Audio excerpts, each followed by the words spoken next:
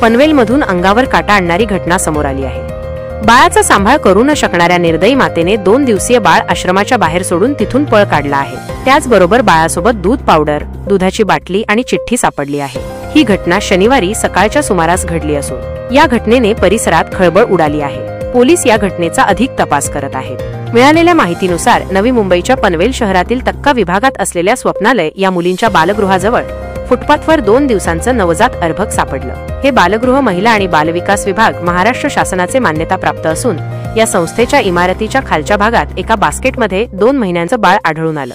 स्थानिक नागरिकांनी दिलेल्या माहितीनुसार रात्रीच्या सुमारास हे बाळ कोणीतरी ठेवून गेलं असल्याचं म्हटलं जात आहे। बास्केटमध्ये अर्भकाबरोबर सेरेलॅक, कपडे आणि एक इंग्रजीत लिहिलेली चिठ्ठीही सापडली। या चिठ्ठीत, मी माझ्या बाळाचा सांभाळ करू शकत नाही, माझी आर्थिक परिस्थिती वाईट आहे, मानसिक दृष्ट्या मी सक्षम नाही, माझ्या बाळाची हेळसांड होऊ नये त्याची काळजी घ्या, भविष्यात मला बाळाला भेटता आलं तर नक्की भेटेल, कृपया मला माफ करा, असे लिहिले आहे।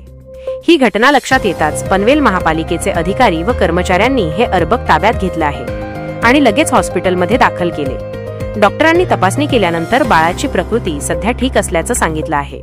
यानंतर बाळाला पनवेल शहर पोलीस ठाण्यात सोपवण्यात आलं असून पोलीस बाळाची काळजी घेत आहेत। त्याचबरोबर हे बाळ तिथे कोणी व का ठेवलं याचा तपास पोलीस करत आहेत। संबंधित आईची ओळख पटवण्यासाठी पोलीस सीसीटीव्ही फुटेज तपासत आहेत।